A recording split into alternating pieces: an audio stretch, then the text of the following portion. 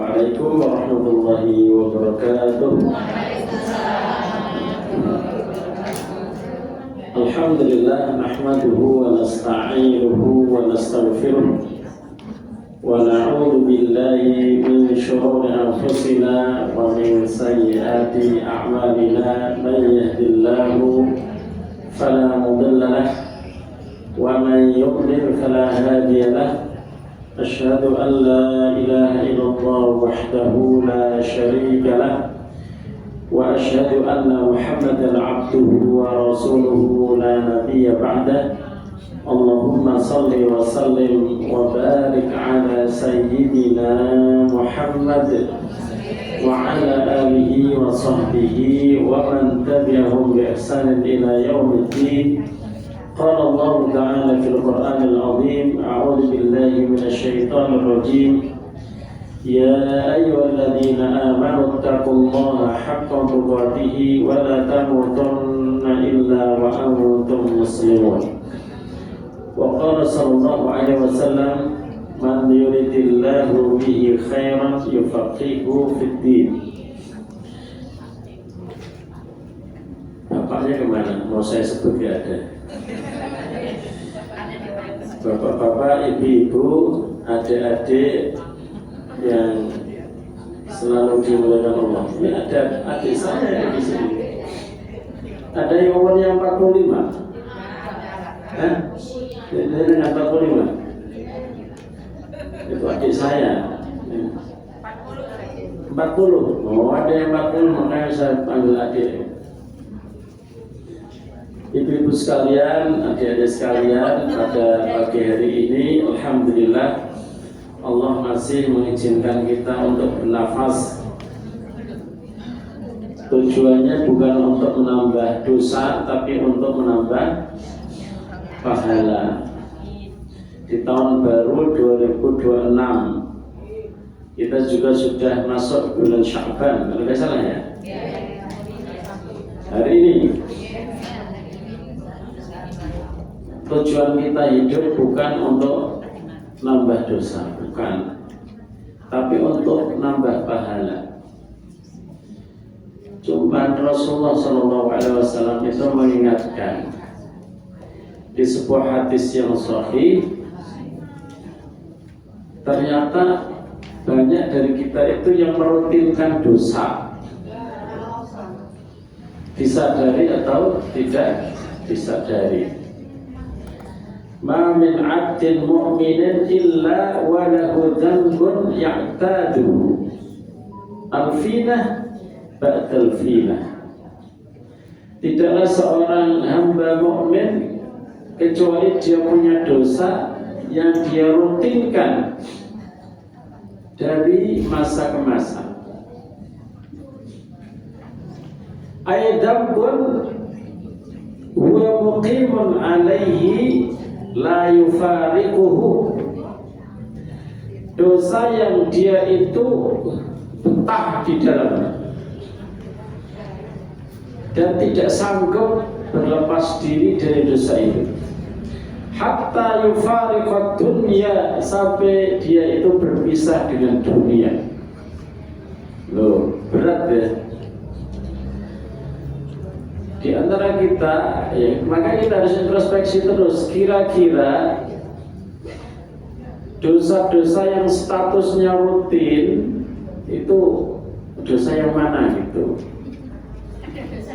Ada dosa rutin, ada dosa yang insidental. Ya. Yang rutin apa? Itu di daftar. Boleh jadi kita kadang kebingungan, apa dosa rutin saya itu cuma 5 ya, tak tulis-tulis cuma 5 ya. Misalnya gitu ya. Kemudian diingatkan oleh orang lain, bisa jadi yang mengingatkan itu pasangan hidupnya, bisa jadi yang mengingatkan itu anaknya, bisa jadi yang mengingatkan tetangganya, bisa jadi yang mengingatkan teman ngajinya, bisa jadi yang mengingatkan teman kerjanya, bisa jadi pembantunya, bisa jadi orang orang yang baru ketemu langsung mengingatkan. Mungkin tukang ojek online, ya, tukang ojek online kadang mengingatkan juga, mengingatkan mungkin pelitnya, bu nggak dikasih tips dong. Oh mohon maaf mas, enggak ya, pelit, mengingatkan pelitnya. Betapa banyak orang yang mengingatkan cuman nggak masuk di listnya, padahal itu sesuatu yang jujur. Kalau kita kan sering nggak jujur pada diri kita sendiri, itu baru yang bisa diidentifikasi. Ada banyak dosa yang kita tidak bisa mengidentifikasinya. Dengan itu kira-kira sadar nggak kira-kira kalau kita itu ada dosa yang bisa diidentifikasi, ada yang tidak bisa diidentifikasi? Sadar ya? Makanya Rasulullah ini sabdanya itu sangat betul. Mungkin ada dosa yang kita bawa sampai mati, kita nggak terasa bahwa itu dosa gitu. Ya. Dibawa sampai mati. Kalau saja Allah itu tidak Maha Rahman Rahim, tidak mengampuni dosanya, mungkin siksanya maksimal. Karena nanti di alam kubur saja itu sudah mulai yang namanya siksaan, dan siksa kubur. Ternyata alhamdulillah kita masuk kuburan itu mungkar nangkir itu langsung sedia palu gitu,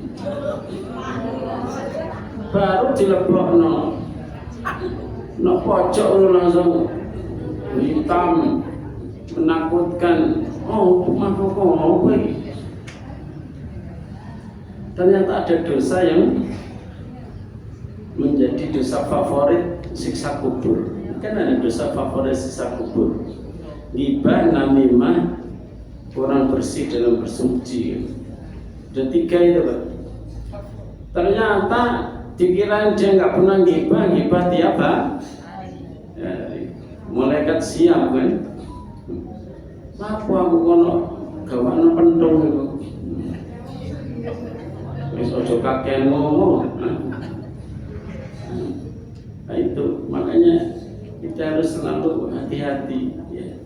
Terutama ghibah itu juga kadang susah diidentifikasi. Iya.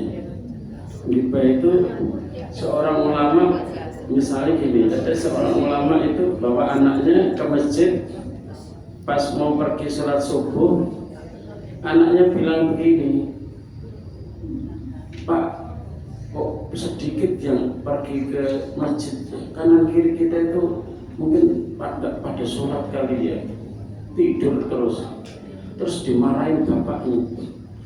Kamu pergi ke masjid malah ngerasani wong. Kamu sholat nang omahe mendingan gak usah ngerasani wong daripada ke masjid ngerasani wong. Mendingan gak usah ngaji daripada ngerasani wong gitu. Ngaji ketemu bestinya baru mau masuk masjid. Loh, kamu nggak bareng sama si fulana? Males wangi. Baru masuk masjid itu langsung ghibah. Iya kan? Ngono gak usah ngaji nang omah ini. Makane pitik ngono. Mana ini daripada masuk masjid langsung ngomong kayak begitu. Lah kan kancane nambahin juga, biasa. Nambah lagi.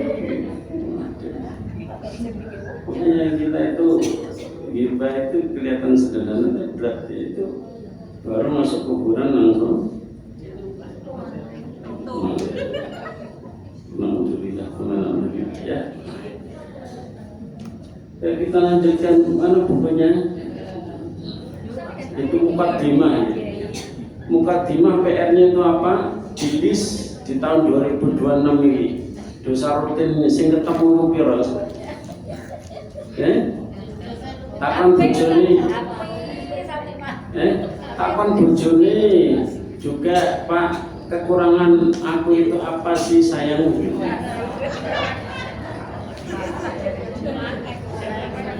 Bojone jawab,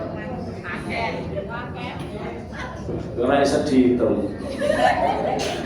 Gak bisa dihitung guys. Teganya dirimu gitu. Mengatakan saya itu banyak dosanya. Kita lanjutkan ya. Itu sebagai mukadimah supaya kita introspeksi. Saya introspeksi, Pak juga introspeksi, kita introspeksi semuanya ya. Sampai di hadis nomor berapa?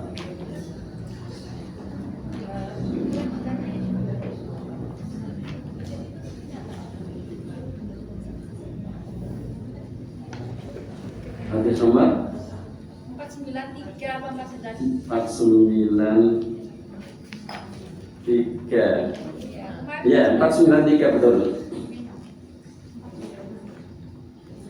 Bismillahirrahmanirrahim. Saya kepengen ada mahasiswi yang membaca untuk saya dulu. Siapa mahasiswi yang mau membaca? Jangan pimpinannya. Ini yang mahasiswi yang lain lah, bagi-bagi pahala. Ya, yang mau aja. 493. Halaman 167.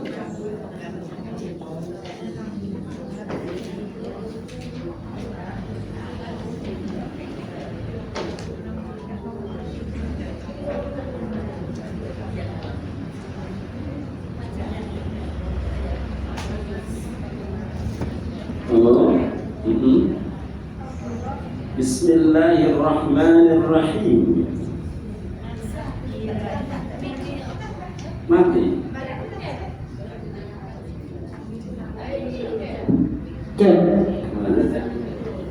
Bismillah.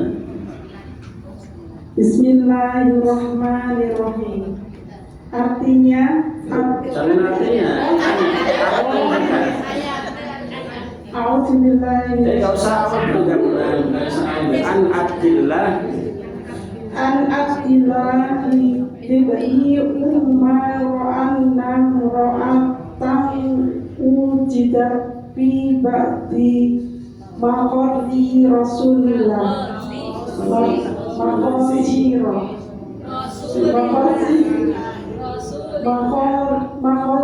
Rasulillah Sallallahu alaihi wasallam. Maktulatan fa'ankara Rasulullah Sallallahu alaihi wasallam.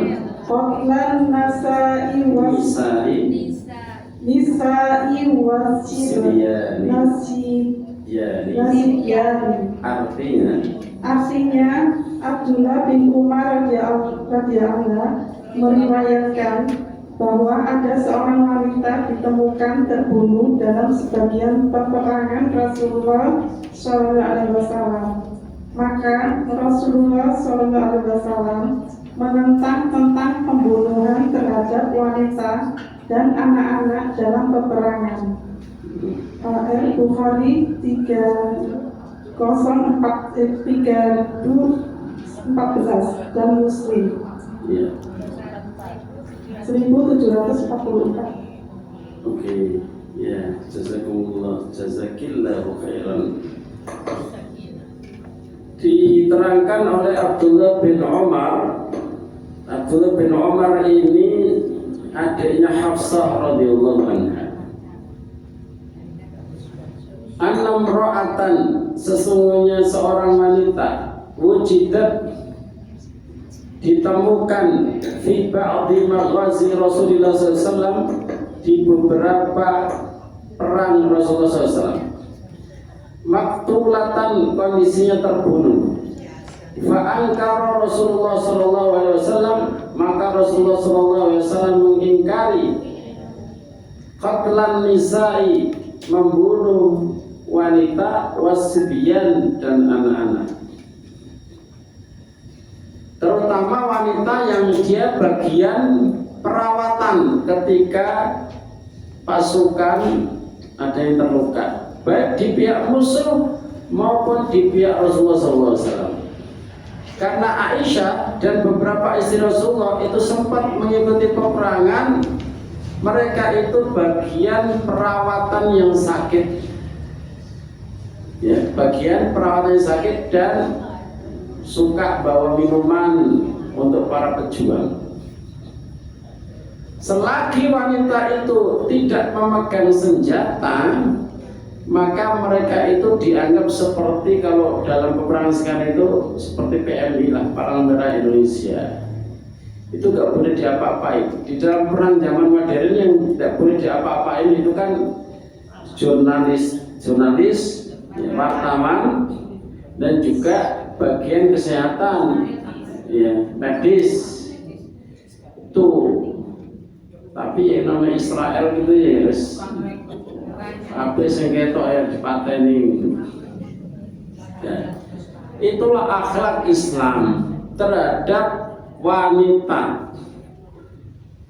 Jadi kalau misalnya kalau zaman dulu ada yang punya anak bayi perempuan, langsung berubah wajahnya di zaman jahiliyah. Di anak kok wedok wirang loh, langsung dipendem, urip-urip. Untung jenengan itu tidak lahir di zaman jahiliyah, gak dipendem, tapi malah dimuliakan. Di dalam Islam, seorang wanita itu dimuliakan semulia-mulianya, sampai pada posisi lebih berhak untuk mendapatkan penghormatan melebihi seorang ayah oleh anak-anaknya. Ya, saya itu ditelepon oleh seorang ibu yang lagi sakit. Gak tahu beliau hadir gak pada hari ini. Beliau itu sakit sendirian di rumah sakit, padahal punya anak. Gak ada yang nungguin. Nanya, Ustaz, bagaimana saya bisa bersuci? Apakah boleh tayamum? Terus saya bilang, apakah penyakit jenengan kalau kena air tambah parah? Tidak, cuman ada infusnya. Saya kalau ke kamar mandi gak bisa, jalan juga agak berat. Maka saya bilang, minta tolong sama perawatnya untuk bawain baskom, satu baskom air sama muslab. Yang kamu basuh bagian yang wajib-wajib saja, wajah, tangan, kepala, diusapkan ke kepala. Terus kaki itu supaya dia tidak selalu dibasuh, maka dikasih kaos kaki, nanti tinggal diusap saja, yang disebut maskul kufain. Jenengan pernah belajar maskul kufain? Di sini ada. Iya. Ya awal-awal. Ya, maskul kufain nanti kita ajarin sebentar ya. Jadi ketika jenengan mau wudu, jadi di dalam wudu itu ada rukhsah namanya mengusap kaos kaki atau sepatu. Kalau jenengan tidak mau selalu basah kakinya, jadi jenengan wudu biasa sampai membasuh kaki biasa. Setelah membasuh kaki terus kering, jenengan pakai kaos kaki. Nanti kalau jenengan batal, tidak usah membasuh kaki, akan tetapi tinggal mengusap di kaki saat wudu.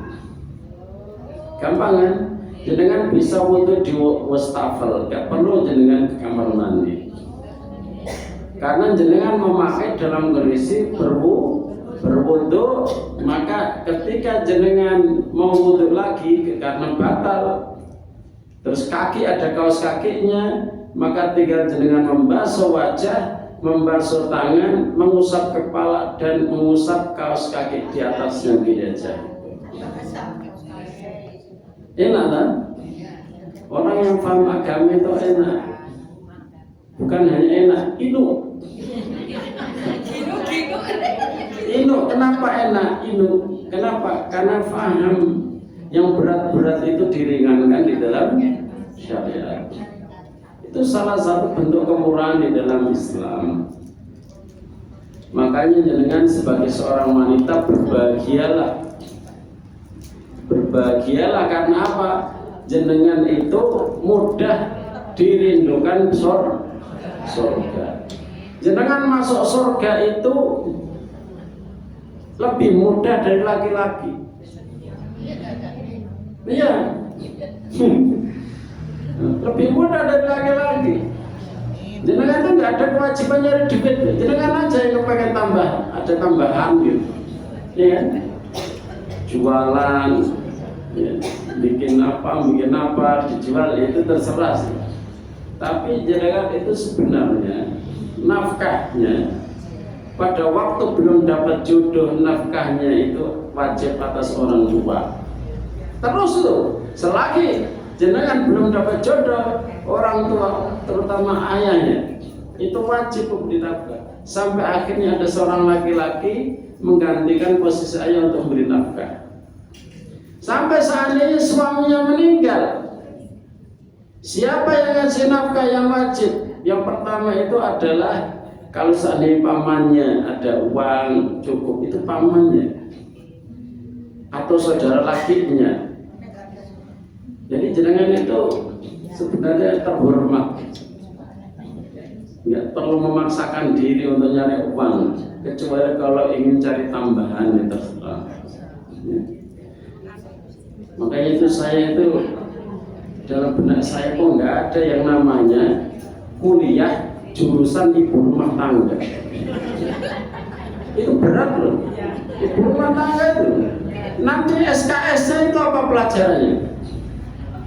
Pelajarannya itu bagaimana merawat suami, ya kan? Bagaimana merawat anak, bagaimana rumah tangga ini, cara mensetrika, ya kan? Cara masak, cara menyambut tamu, itu standarnya berat.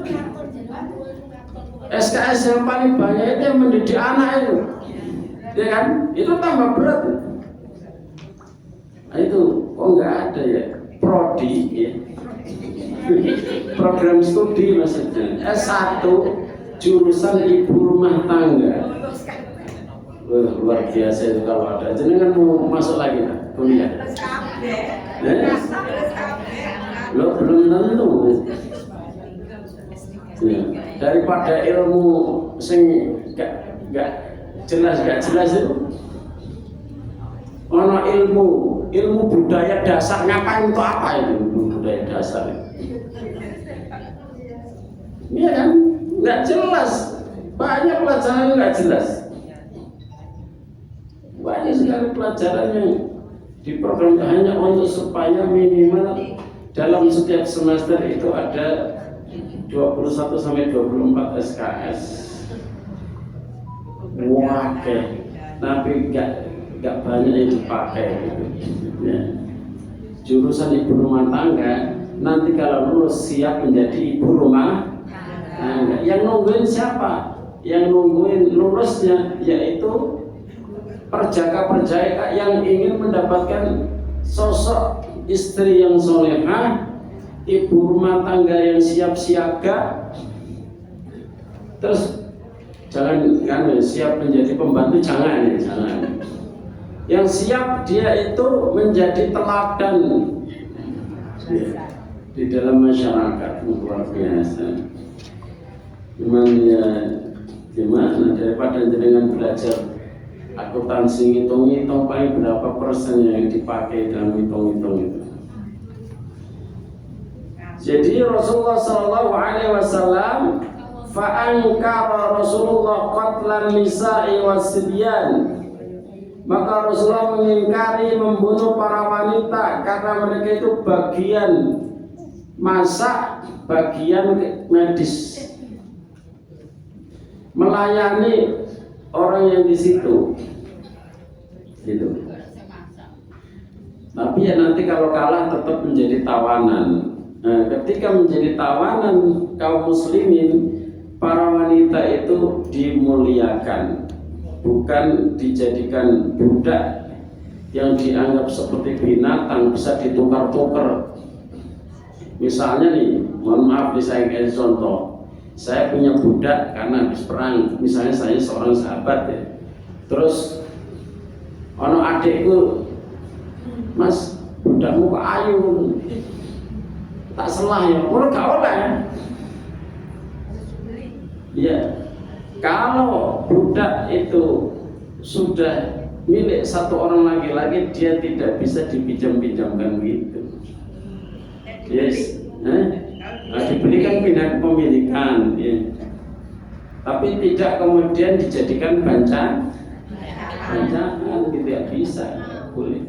Kan seandainya punya anak dari tuannya, maka dia tidak boleh dijual, tidak boleh diwariskan, dia akan merdeka secara otomatis ketika tuannya meninggal. Jadi Islam itu punya sistem ya. Apa? Dipateni tuan. Mana dipateni? Ya merdeka. Untuk tuannya itu yang malah merawat dia memang dipateni. Biar merdeka. Kalau ketahuan ya, kalau ketahuan membunuh tuannya, dia itu kisos. Iya. Jadi dalam Islam itu ada sistem yang membuat orang itu tidak terhina selamanya. Bahkan status budak pun kalau dia dimiliki oleh seorang muslim, maka barang siapa yang punya budak dibebaskan dinikahi, maka dia mendapatkan 2 pahala. Justru para tuan itu disuruh membebaskan dan menikahi. Sebagaimana Rasulullah SAW menikahi Sofia, ya kan? Jadi prosesnya kayak begitu, dilindungi, dimuliakan, tidak dijadikan mainan begitu. Itu di dalam Islam. Dan zaman sekarang tentu keistimewaan syariat Islam sangat kelihatan. Apakah Islam itu nggak boleh wanita itu berkarir? Boleh, tapi ada ketentuan-ketentuan supaya dia itu tidak keluar dari fitrahnya. Misalnya kerja di kantor, anaknya keleleran, menjadi TKW padahal ada anak kecil, itu nggak boleh sebenarnya. Ngapain? Dan saya mempunyai saudara sepupu, kalau diurut-urut masih sepupu, kerjanya itu di Kuwait, TKW perempuan. Apa yang terjadi? Karena suaminya lama ditinggal, akhirnya suaminya nikah lagi tanpa sepengetahuan. Dia di sana ngirim duit, bisa ngumpul gak ngono piaraan yang lain loh. Dan salah satu yang paling menyedihkan itu adalah dari sekian anaknya tidak ada yang berbakti, karena tidak pernah merasakan kasih sayang, tidak pernah tidur di koloni, tidak pernah berpandangan mata dia dengan mata ibunya, tidak pernah dipanggil nak, tidak pernah dipanggil sayang, tidak pernah diambilin makan, sehingga ketika ibu pulang itu sudah besar semua, tidak ada rasa cinta yang sejati kepada seorang ibu. Akhirnya apa? Ya wes. Nah, itulah akibat daripada seorang wanita yang keluar dari fitrahnya. Makanya di antara tema yang kemarin saya share ya di flyer ya, mari menjadi seorang wanita yang dirindukan surga. Itu kan terpaksa kan, kalau nggak terpaksa ya nggak bisa. Kenapa tidak mencari pekerjaan yang dekat dengan anaknya? Kenapa harus keluar negeri? Apa? Karena pertimbangan di sana lebih besar gajinya, ya kan? Nanti per bulan nanti. Itu nyucok itu cocok nggak kalau pendidikan anaknya itu? Tidak.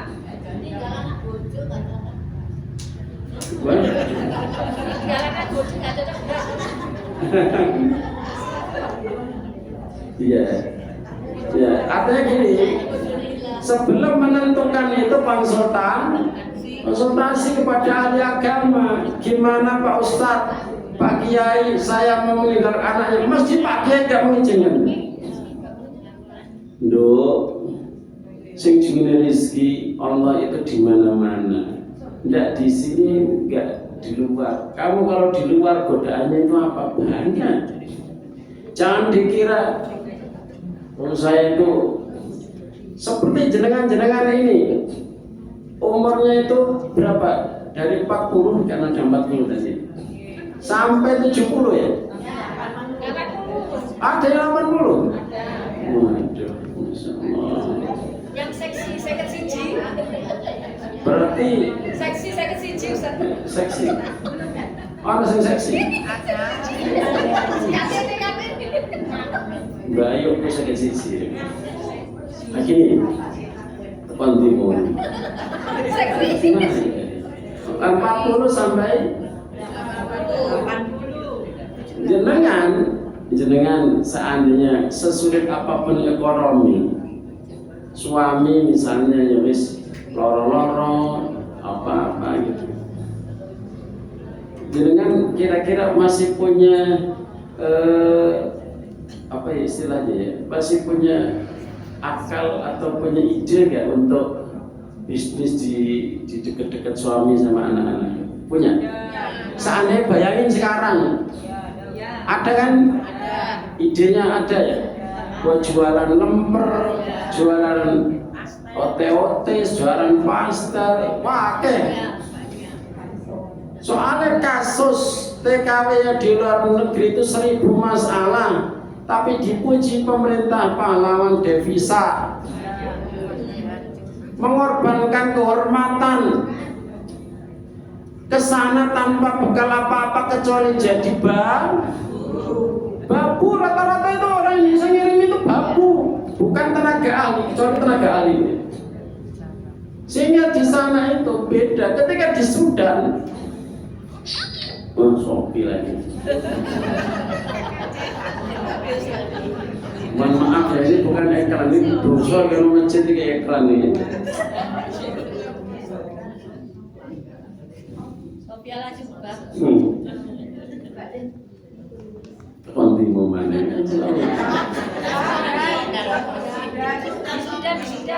Sudan. Saya kasih contoh Sudan. Saya menyaksikan sendiri. Yang dikirim orang Indonesia ke Sudan, padahal Sudan itu negara yang susah ya.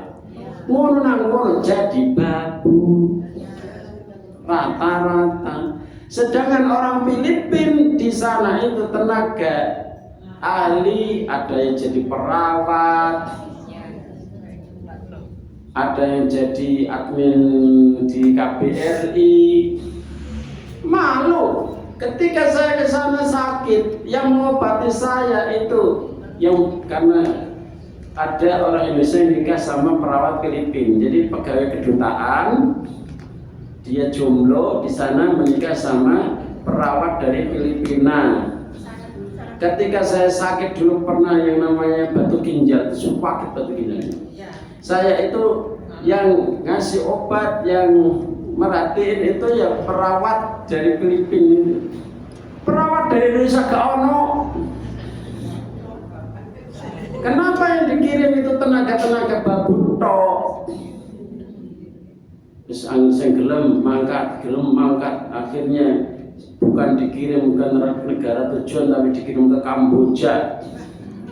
Di Kamboja harus dicipui ginjalnya wis habis ya. Pateni wis kayak gitu lah ya, karena saking pengen butuhnya akhirnya tidak konsultasi dulu sejauh mana daruratnya kamu pergi ke luar negeri itu. Di sini alhamdulillah nggak tahu ya ada yang pernah ke luar negeri untuk bekerja. Nggak ada?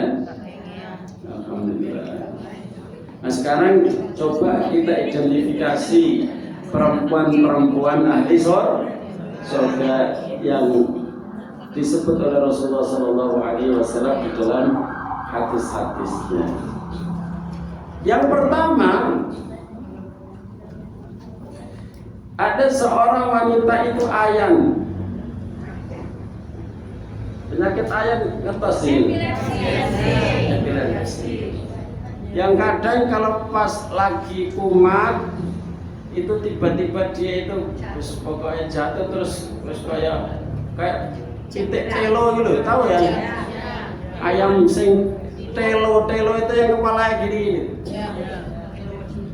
Ya. Itu datang kepada Rasulullah SAW karena tahu Rasulullah itu pastilah doanya dijabahi Allah. Lapor, ya Rasulullah, ini usra'u. Ya Rasulullah, saya ini penyakit ayan.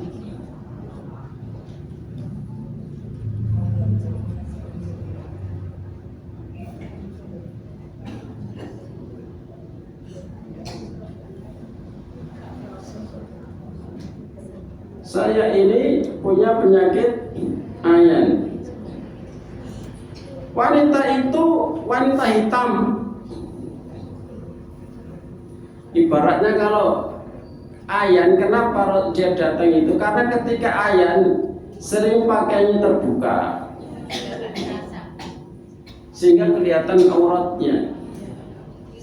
Ya Rasulullah, aku nek ayan itu terbuka aurat saya, maka doakan sembuh ya. Pilihan Rasulullah itu dua. In syi'ti sobarti. Kalau memang kamu kuat, lebih baik sabar aja. Artinya sabar dengan penyakit ayan. Walakil jannah, kamu calon penduduk surga. Udah, pokoknya kamu sabar atas penyakit ayanmu, kamu ini masuk surga. Wa in syi'ti da'autullah ayyuwafiyaki. Kalau memang kamu ingin sembuh, tak doakan sembuh benar itu ayan ini, tapi gak ada jaminan masuk surga. Terus pilihannya apa? Asbir, nek ngono aku sabar ae. Tetapi ya Rasulullah, doakan saya kalau saya lagi kena penyakit ayan, aurat saya tidak terbuka baik. Rasulullah doanya, ya Allah, semoga wanita ini kalau lagi ayan dia tidak kelihatan aurat. Jenengan kalau ditawari kayak ngono iku ingin sembuh bagiku surga, ingin tetap ayan bagiku surga apa ingin sembuh? Ingin tetap ayan masuk surga. Masuk surga. Pengen ayan masuk surga, tapi saya ngomong kudu Rasul. Anak saya ngomong kiai. Ya, sampai tahu loh kalau saya sabar masuk surga. Ya benar sabar, tetapi itu tadi sabar itu harus sabar yang indah. Fasobrun jamil. Fasbir sabran jamila. Sabar itu kalau mau masuk surga, sabar yang indah, yaitu sabar yang tidak mengeluh. Kalau sabar kok ngeluh, ngeresuloh terus sambar, berarti ya tidak masuk surga. Tapi memang itu itu yang pertama yang didungkan surga ya. Di sini ada yang punya penyakit, sudah teridentifikasi penyakitnya itu berat, ada di sini yang identifikasi sakitnya berat. Tidak usah apa? Tidak usah sedih, tapi sabarlah, karena bagimu gitu. Kalau saya gulanya suka tinggi. Orang mukmin itu gini kok. Orang mukmin itu santainya gini. Ya Allah, kalau memang penyakitku itu membawa kebahagiaan dunia akhirat, maksudnya dosa-dosa saya Engkau ampuni, membuat saya itu semakin rajin ibadah, efeknya itu selalu positif, nggak usah disembuhkan aja. Berat kayak gitu. Berat. Dongeng berat. Atau dongeng ya Allah, ya Allah. Awakku pegel kabeh kok ini, senut-senut. Jalan jauh dikit udah nggak kuat ya Allah. Saya ngono patennya ya Allah, memang itu yang terbaik. Itu namanya doa putus.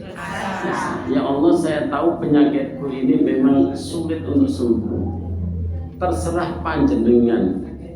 Jenengan mau cabut nyawa saya siap kapan saja. Tapi kalau kebaikan itu ketika saya panjang umur, maka kasih saya panjang umur untuk bisa menemani suami saya lebih lama dan anak-anak saya. Begitu. Jadi nggak ada jeleknya orang mukmin itu, nggak ada sedihnya. Nah dirasakno penyakit yo, sedih. Kadang misalnya nih, tak ceritain, saya mempunyai teman takmir, jenengan tahu apa? Masjid Baitur Razzaq Rungkut itu, ya, yang sampingnya kali Danung, itu takmirnya itu namanya Pak Qasim. Pak Qasim waktu muda dulu itu ganteng, tapi setelah itu sakit gagal ginjal. Setiap 1 pekan cuci darah 2 kali. Badannya kurus, berubah. Beliau masih menjadi takmir di sana. Saya selalu kalau ketemu itu ya selalu mendoakan, selalu berprasangka baik kepada Allah. Mungkin ada dosa yang tidak bisa diampuni Allah kecuali melalui cuci darah. Yang namanya cuci darah itu kan dicoblos. Kalau sini udah nggak kuat, bengkak-bengkak, sini nggak kuat lagi, mana lagi kaki ya, berat gitu. Dan beliau sampai sekarang masih hidup. Istrinya dulu meninggal juga gagal ginjal. Cobaan berat, ya sudah pasrah aja. Doanya gimana? Ya Allah, kalau memang ini takdirmu baik untuk saya ridho. Nggak disembuhkan juga nggak apa-apa, tapi saya ridho. Sampai akhir hayat saya cuci darah, nggak apa-apa. Loh, ini kepasrahan yang totalitas. Ya, seorang mukmin. Itulah kekuatan yang membuat selalu bersemangat untuk beramal soleh, nggak mengeluh. Pada sisi yang lain, beliau itu suka bersedekah. Nah itu. Caranya bersedekah bagaimana? Nah ini, beliau luar biasanya ini. Ketika cuci darah, ada admin yang bagian nyatet yang mau cuci darah itu ternyata seorang janda, punya anak 2 kalau nggak salah, masih sekolah. Katanya teman saya ini sih yang tertarik pertama siapa? Asik. Wong kamu udah cuci darah, kira-kira tak polosan gitu. Kamu itu fungsinya kelaki-lakian masih bisa. Suami saya juga cuci darah. Oh iya. Oh itu masih benar. Berbahagialah. Tetapi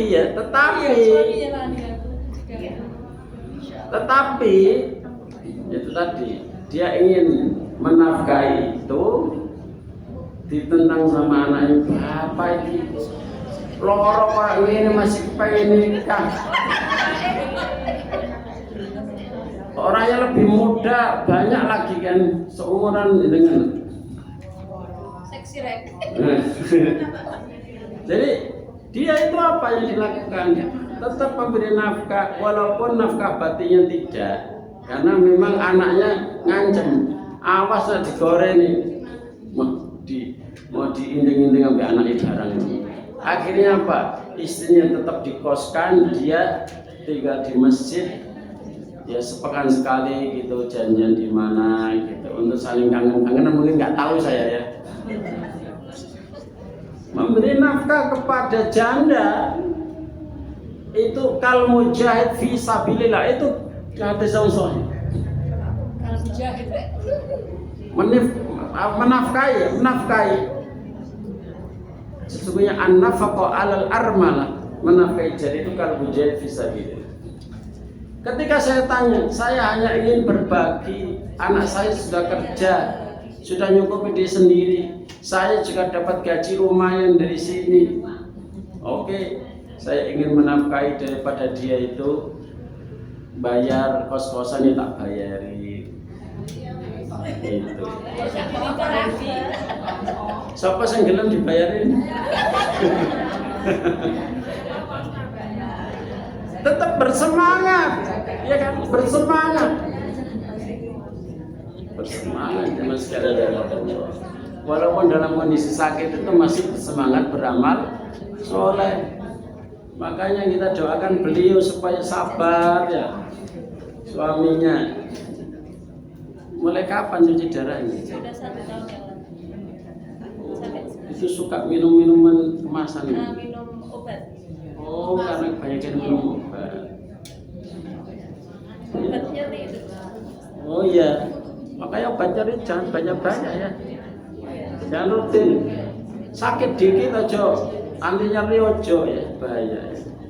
Ya kita doakan ya yang kena itu sabar. Sebagaimana tadi kamu sabar, bagimu surga. Tapi kalau kamu nggak sabar ya tak doain supaya sembuh, tapi ya belum tentu. Kayaknya Rasulullah ini tahu bahwa wanita ini tuh agak ganjen mungkin ya. Walaupun kulitnya hitam, laki-laki itu kan ketika dirayu itu kan kadang nggak ngeliat hitam putihnya. Istrinya putih, bersih, glowing, ya kecandal sampai pembantunya ini akeh. Ya kan? Padahal ya baunya apa, hilang, hutang, pesek, ya. Jadi setan ya. Tapi ya itu ya, mungkin Rasulullah wis tak dongakno, kamu itu sabar aja, jangan didoakan sembuh wis ya. Nah jenengan didoain apa? Sembuh ya, kita doakan suami beliau bisa sembuh seperti sedia kala, tapi masih bisa bekerja. Kalau kamu dia nggak ngaji Ustaz. Kalau kamu beliaunya nggak ngaji. Kok bisa? Dia nunggu Ustaz. Oh nunggu. Kalau lagi draw masuk rumah sakit. Rumahnya di mana? Belakang masjid. Belakang masjid sini dekat ya. Saya yakin yang lain juga ada ujian-ujian. Ujian apa Ustaz? Doanya Ustaz. Ujian apa? Tulis apa? Hah? Ujian hidup. Operasi lagi Ustaz. Operasi apa itu? Oh, sinu. Iya, sudah 2 kali. Siapa namanya? Bismil. Isbil, ya kita doakan semoga anak-anak Isbil lancar operasinya. Kapan? Rahasia Ustaz. Malu sama ibu-ibu. Oh, rahasia katanya bisa Bapak. Ya. Itu cerita yang pertama. Cerita yang kedua, hadis Rasulullah ini, ya. Sallallahu alaihi wasallam. Berarti kunci surga itu adalah sabar. Dan saya yakin panjenengan posisinya sebagai seorang istri itu sabarnya berlipat-lipat. Apalagi menghadapi suami yang model-model, ya kan? Suami yang keinginannya dia banyak, tapi dia memberi sedikit. Kan ada model kayak gitu. Kayak toh. Eh? Kayak toh. Yang pertama. Kemudian yang kedua. Apa saja pertama? Loh, yang pertama, Sabar. wanita kalau diuji sakit itu bersabar. Wanita diuji sakit. Jenengan boleh minta sembuh nggak apa-apa. Tapi jenengan boleh minta, ya Allah, mana yang terbaik itu juga bagus. Ya. Kalau saya memilih doa itu, ya Allah, mana yang lebih baik aja. Saya suka tinggi caranya. Cuman apakah saya ingin sembuh? Ya ada harapan pengen sembuh. Cuman ya Allah, kalau yang terbaik mana aja. Tensi dah. Gula darah. Kemanisan jenengan Ustaz. Kenapa? Kemanisan jenengan. Nggak tahu. Mungkin terlalu banyak. Dulu di Sudan itu saya suka minum Coca-Cola, Fanta, Sprite. Habis makan roti, tahu roti? Sana itu roti, paginya itu makan roti. Setelah itu minum yang drinking itu glek-glek semua gernya. Sampai akhirnya kena batu ginjal, sampai akhirnya ya kondisi. Berapa batu ginjal? Ya sekitar 29 Di sana Ustaz ya? di sana ya.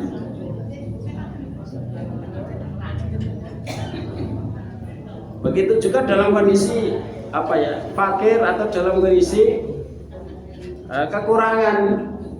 Ya Allah, Engkau ciptakan aku duitnya berlebih, ya monggo. Kalau Engkau ciptakan aku kondisi keuangannya seret terus, ya monggo. Mana yang terbaik untuk saya aja. Itu aja. Soalnya apa? Kalau kita minta seret nanti kita nggak ridho, ya.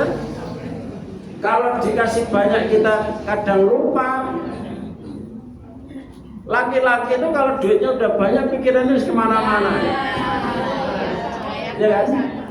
Bojoku tak kasih dia 3 juta per bulan kok menengai. Kalau gitu buka cabang aja. Ketika 3 juta kok cukup, bahkan kadang ditanya gimana bojoku, cekap alhamdulillah ini susu Oh nek ngono gajiku 10 juta. Waduh, berarti masih bisa bersedekah memberi nafkah kepada orang lain. Ya gitu kan, pikirannya semacam-macam. Maka jenengan terserah, mau berdoa suaminya kaya terserah, mau ya Allah mana yang terbaik ya terserah. Karena laki-laki itu paling pintar untuk menyembunyikan sesuatu. Ya. Yang kedua, kata Rasulullah SAW, ala ukhbirukum binisaikum fil jannah. Mau saya kasih tahu istri-istri kalian yang nanti akan menemanimu di sorga. Istri yang nanti menemani di sorga itu modelnya kayak apa? Kullu wadudin walud, yaitu wanita yang sangat sayang kepada suaminya. Itu yang pertama. Wadud, yang nomor 2, wanita yang sangat sayang kepada suaminya dengan ikhlas. Saya tanya jenengan cinta nggak pada suami? Oh, ini jawab sedikit. Sayang, cinta. lidahnya itu keluh untuk mengucapkan itu. Jawab dengan tegas, para ibu-ibu dalam menuju surga. Apakah kalian itu ikhlas dan sayang kepada suaminya? Enggak kabel ini. Kira-kira cuma 30%. Jadi dia kepengen dirindukan surga. Oh, pengen jomblo lagi. Ya artinya yang meninggal tetap didoakan. Ya. Kira-kira doa itu masih teruntai sampai sekarang apa sudah berhenti? Masih. Itu berarti jenengan cinta. Kadang melihat album foto, memandang wajahnya waktu masih muda. Masya Allah, suamiku dulu itu seperti artis Korea. Ya, ya kan? Tapi jenengan itu sekarang itu gampang. Kumpulin foto-foto dari muda, terus agak tua dikit, tambah. Jenengan masukin ke AI. Terus jenengan juga di sampingnya itu bisa bergerak sedikit. Dari suamiku dari waktu ke waktu. Apakah itu dibolehkan? Boleh, asal tidak nangis tok. Setiap memandang fotonya itu nangis. Suamiku, kemana dirimu? Katanya cinta padaku, tapi kenapa meninggalkan aku sendiri seperti ini? Waduh. Awal-awal gitu ya. 1 tahun pertama pasti tiap hari nangis. Gitu ya. Makanya jangan mandang foto 1 tahun pertama. Dan dipandang aja nangis kok. Gitu. Jadi kenangan dulu kayak Ummu Darda, salah satu yang menjadi contoh wanita yang tidak menikah setelah kematian suaminya itu adalah Ummu Darda. Setiap dilamar orang, ini pilihannya, jangan kalau dilamar orang mau ya terserah ini, tidak apa-apa. Tapi Ummu Darda itu setiap dilamar laki-laki selalu bilang, aku ingin bersama Abu Darda di surga. Surga dunia, surga akhirat gitu. Ketika diomongin kayak gitu, yang lamar langsung lakep, nggak bisa ngomong. Ditawari Utsman, ya, tak mau. Utsman kan bukan Utsman, Muawiyah didatangi nggak mau. Sahabat yang lain nggak mau. Aku kepengen nanti menjadi permaisuri Abu Darda. Tapi kalau jenengan punya pilihan lain ya nggak masalah. Orang sing lamar, duit akeh. Aku kalau menikah nanti saya bisa membantu banyak orang, ya kan? Apalagi yang akan menikahi itu sudah detik-detik terakhir hidupnya. Itu yang dicari. Yang kira-kira itu kalau batok itu seru. Batoknya itu sudah ngeduk. Jadi kamu kalau mau menikah dengan saya, rumah, tanah, emas yang ada di itu kotak semuanya milikmu. Total semuanya 1 triliun. Nah, jenengan mau dapat 1 triliun, kira-kira gimana? Lupakan usia tua, ya kan? Ya, yang namanya kan kita pertimbangannya beda-beda loh. Dia soleh juga, mungkin kepengen didampingi pada usia-usia dia mendekati ajalnya, apalagi punya penyakit kronis. Saya tak temani sendiri. Itu pertimbangan yang lain. Tapi kalau mau jadi Ummu Darda ya nggak masalah. Itu dulu sampean janjinya gimana pada suami? Kalau saya sih belum berjanji apa-apa. Jenengan sudah kejadian apa? Waduh. Lanjut ya. Wah, enggak selesai nanti kalau cerita Ummu Darda. Jenengan nanti boleh, nanti kalau sampai rumah, yes Ummu Darda. Ya kan? Yes, saya bisa Ummu Darda. Ya.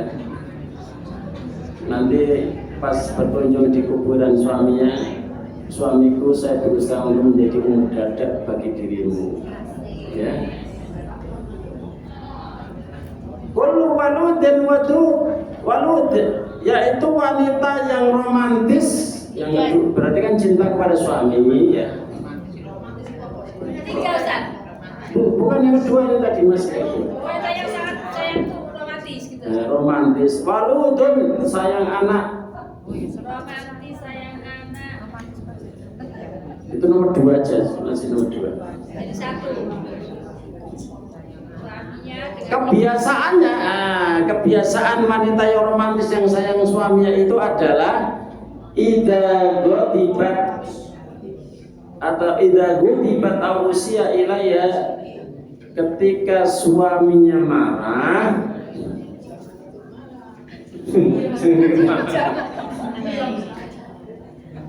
dia mendatangi suaminya memegang tangannya.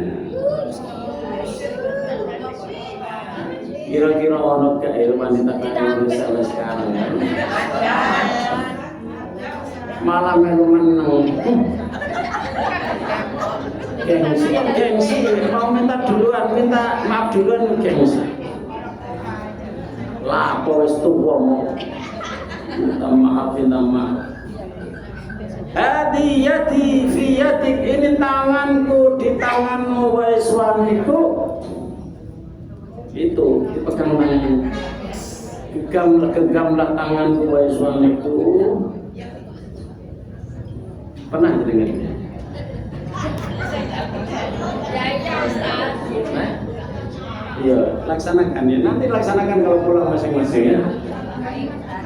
La aktakilu bi ghamdin hatta tardo.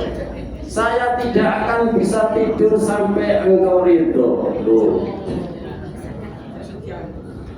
Mas, aku gak bisa tidur kalau engkau belum ridho. Maafkan aku ya Mas. Yuk, siapa yang pernah melakukan itu nanti jadi inspirasi kita semuanya. Apa Ustaz? Siapa yang telah melakukan itu kira-kira di sini? Oh, ada yang umur 40. Wah. Itu tanya, gimana kok kamu bisa melakukan itu? Saya selama 40 tahun pernikahan, jangankan menggenggam tangannya pada waktu marah, ketemu itu males. Nah itu, dia itu tidur di kamar yang satu, saya tidur di kamar satu, sampai ada suami istri busuk semua, nggak ada yang tahu, gara-gara pisah ranjang.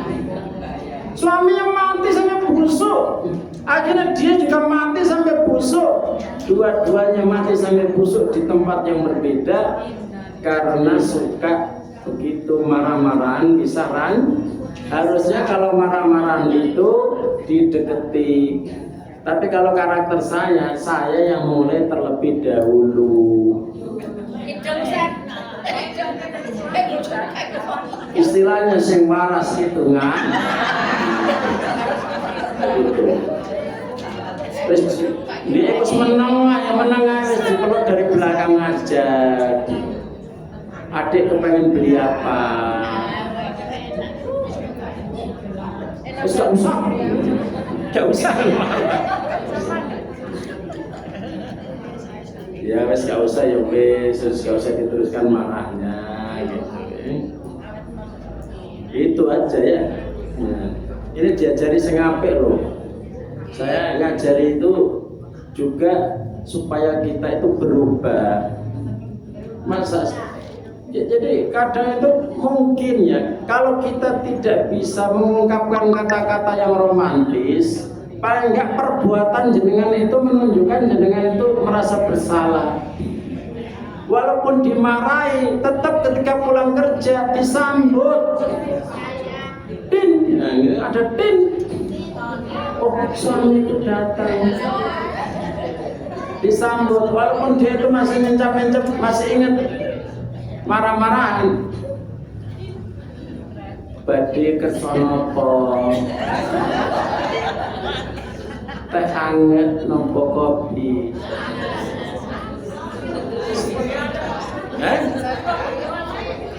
Gak iso betul. Ampun terus. Ya wes diturunkan lah. Kalau memang nggak bisa ngomong, ya wes disediakno kesukaannya. Mas, ada kopi di atas meja. Oh, gelem gawekno kopi juga kan. Ya Mas, nah ya Mas, iya Mas. Oh malah ditambahin. Tambah bertengkar lagi.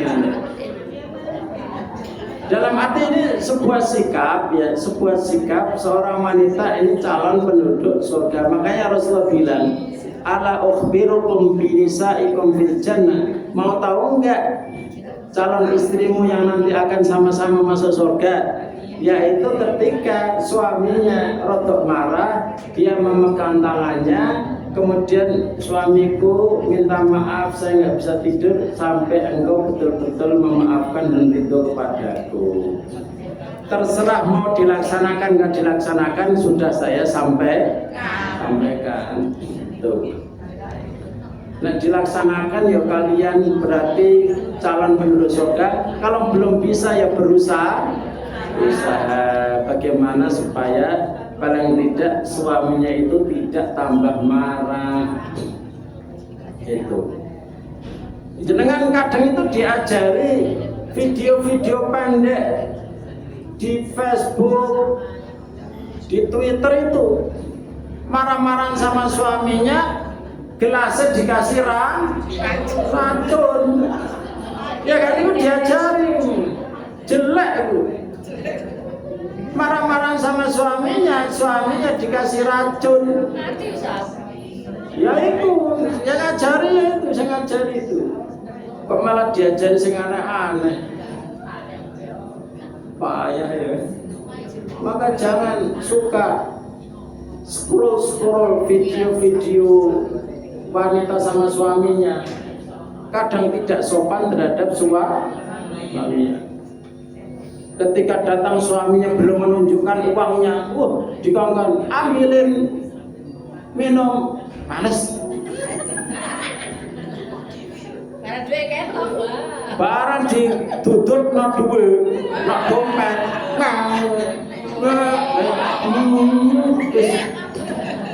ambil minuman, mau minuman apa? Kopi, teh, susu, apa gimana? Itu kan video-video kayak itu tidak mendidik, ya. Ojo ditonton, menghibur tapi kadang masuk di alam bawah sadar kita, ya kan? Ya namanya suami itu tidak hanya keperluannya antara dirimu hanya duit. Kadang perlu ketika suami itu kondisinya tidak membawa uang kan kita ngobrol. Nggak apa-apa suamiku nggak bawa duit, asalkan yang kau bawa itu sesuatu yang halal. Ya, kalau saya dan anakmu bisa betah lapar di dunia, tapi nggak betah nanti kalau dikasih makanan haram. Justru kalau sebagian wanita itu malah, kamu ini kepala bagian duit seret, dikit-dikit gak apa-apa. Ngambil duitnya kantor, duitnya negara, akhirnya suaminya diciduk. Alhamdulillah, alhamdulillah. Itu hadis yang kedua. Itu sudah jam 11. Yang ketiga, yang kedua itu tadi apa ya? Wanita romantis meminta maaf atau memegang tangan suaminya ketika suaminya marah. Kemudian yang ketiga, yang sering saya katakan, idza shallatil mar'atu khamsaha wa shamat syahraha wa hasanat farja wa ata'at ba'laha qila laha udkhuli min ayyi abwabil jannati syi'ti. Jika perempuan itu sholat, puasa, itu sholat dan puasa ibadah. Yang nomor 3 berarti seorang wanita yang dia sholatnya bagus, puasanya bagus, sholat 5 waktunya bagus, puasa Ramadannya bagus. Jenengan itu selain Ramadan nggak puasa nggak masalah, asal bagus puasa Ramadan. Nggak usah sholat sunat nggak masalah, perempuan ini ya. Tapi biasanya kepengen kalau sholat 5 waktu yang bagus itu kepengen sunat. Kalau puasa Ramadan yang bagus itu pengen puasa sunat juga. Artinya apa? Bisa menjaga ibadah kepada Allah walaupun yang paling wajib aja. Dengan yang paling wajib itu apa? Puasa Ramadan, sholat 5 waktu. Jadi kalau jenengan di rumah pas gak keluar, suaminya juga lagi libur, jangan puasa kecuali sunnah kecuali diizinkan suaminya. Dek, moro rene yo. Aku poso Mas. Pacuno, enggak usah dikasih tahu poso. Dek, rene yo. Nah, kalau dalam diri aja. Oh. Sebab kalau misalnya suami minta, "Dek, Renio, aku poso Mas." Kalau dia orang baik, yes, ya, terus naik posonya. Ya. Lebih baik mana? Melayani suami atau puasa sunnah? Pahalanya lebih besar melayani suami. Ya. Itu. Terus yang selanjutnya, yang ke berapa? Yang keempat, wa aksonat farjaha, menjaga kehormatan dirinya, menjaga kehormatan. Nek reng bojone wong ojo ganjen. Yo, kalau terhadap suaminya orang ojo menyak-menyak. Bu, mau kemana? Mau ke pasar. Tak ditakoni bojone mau kemana? Oh, harus ngerti nih mau ke pasar takon ae. Ya itu berarti kebalik ya. Kepada orang itu yang tegas.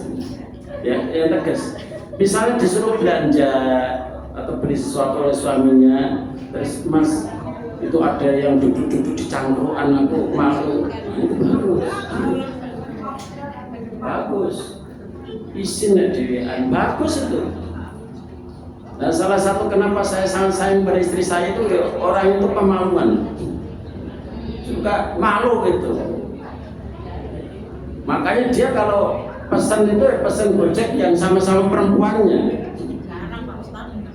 Iya, ada, jangan ada. Makanya cari gitu, cari. Walaupun susah-susah dikit, tapi jenengan itu aman. Gitu.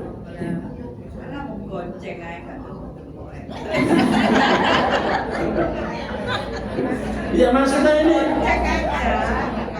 Ya ini ngaji, makanya ngaji itu supaya tahu yang benar dan yang salah. Saya ngapik, yang kurang apik. Kecuali kalau jenengan gak ngaji, ono santai. Tapi ketika jenengan ngaji, itu harus mau koreksi. Saya juga, walaupun ustaz, sering dikoreksi tetangga. Loh ini saya cerita dulu. Saya dikoreksi tetangga. Koreksi apa? Ustaz, kalau naik motor jangan kenceng. Setelah itu rapat bikin polisi tidur gara-gara mungkin saya gitu. Sehingga saya nggak bisa cepat kan mau polisi tidur mau jatuh saya. Nah, kedua, Pak Ustaz, demi kekompakan, kalau ada kerja bakti muncul. Itu kan. Iya. Ini yang kritik ya ibu-ibu ini. Ibu-ibu itu sampai. Mohon maaf saya itu kalau pagi itu ya kadang banyak keluar gitu, banyak dari subuh. Akhirnya untuk membendung kritikan itu, setiap ada kerja bakti saya ngasih uang untuk beli makanan itu. Ini makanan dari siapa? Dari Ustaz. Kenapa? Karena saya ada jadwal di luar di subuh. Gitu. Biasanya kan hari Ahad, begitu. Solusi kan? Walaupun sebenarnya tidak solusi 100%, minimal membungkam. Usil. Ya bukan usil, itu benar, benar. Harus kita sadari. Kadang yang namanya kritik itu menyakitkan telinga, tapi bagus untuk diri kita. Ya tadi itu, supaya kita itu sadar bahwa ada dosa-dosa yang dirutinkan, yang kadang kita tidak sadar bahwa itu adalah sebuah dosa. Gitu ya. Untuk masalah ojek online nanti aja ya. Saya lanjutkan ya. Soalnya saya sudah ngaji ojek. Ya. Nah, apa betul? Nanti berdua aja. Ya. Jadi yang terakhir wa ata'at ba'laha, yaitu berusaha taat kepada suami dalam kebaikan. Pokoknya kalau disuruh dilaksanakan. Masalah berat atau ringan itu nanti dulu. Misalnya kadang-kadang itu kan suami bilang gini, Bu, nanti masak itu ya, masak sayur bening ya. Dimasak sayur bening. Baru mulai, Bu, ana sayur asem ta? Kan langsung adek gini, aku dikongkon masak sayur bening, mulai takoni sayur asem. Terus dia, bentar ya Pak, mau dibelikan atau di warung? Loh, nggak masak tuh. Sampean tadi kan pesennya sayur bening. Oh gitu, ya nggak apa-apa, sayur bening nggak bohong. Tapi nggak usah muring-muring sampean. Ya, gua dipesenin nih, Bu, masuk sayur asam ya. Benar sayur asam. Itu namanya tidak taat.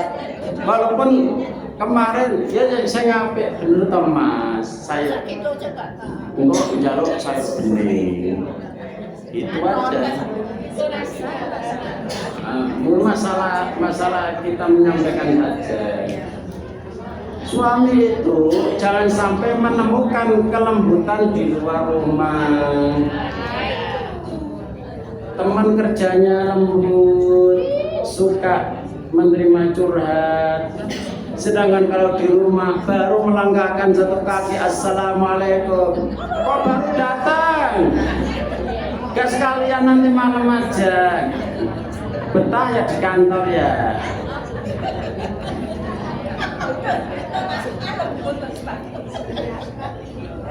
Beri ketenangan, suamiku tersayang pulang. Enak ini.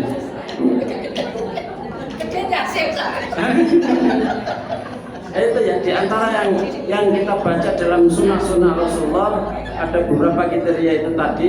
Wis jenengan terapkan, insya Allah selamat dunia akhirat. Sudah jam 11. Mungkin jenengan ditunggu suaminya, saya nanti bersalah lagi ya. Kita tutup ya dengan doa kafaratul majlis. Subhanallahumma wa bihamdika, asyhadu an la ilaha illa anta, astaghfiruka wa atubu ilaik. Assalamualaikum warahmatullahi wabarakatuh.